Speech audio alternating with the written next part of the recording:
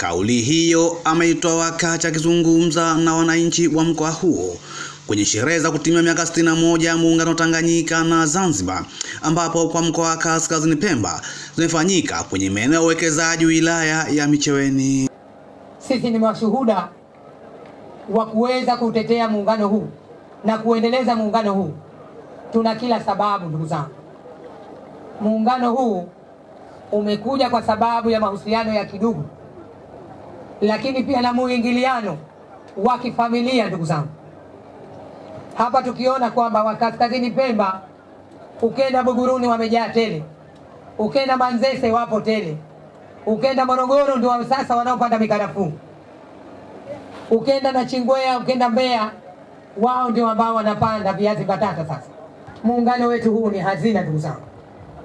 Hii ni hidayah, lazima tuendeleze, tutetee, tulinde ili kuona kwamba wananchi wanyonge wanafaidika na matunda ya muungano huu. Mapema mkuu wa wilaya ya Micheweni Hatibu Juma Mjanja na baadhi ya wananchi wamezungumzia faida za muungano Tanganyika na Zanzibar ambao uliasisiwa mwaka 1964 na viongozi wetu Rais Julius Kambarage Nyerere na Abeid Amani Karume. Mheshimiwa, muungano wetu umekuwa mafanikio, lakini hadi leo hii miongoni mwa tunu kubwa tunaojivunia ni amani ambayo tuko nayo. Unganisha nguvu za wengi, kwa maana uchumi wetu inaimarika tunapokuwa wengi tofauti na tunapokuwa wachache. Lakini na mambo mengine, mfano huduma za kijamii na fursa mbalimbali zinazotokea, tunapokuwa na umoja wetu tunasimama kama umoja ambao una nguvu sana. Kuna bodi ya elimu ya juu ya Jamhuri ya Muungano wa Tanzania, kuna bodi ya elimu ya juu ya mikopo wa Zanzibar.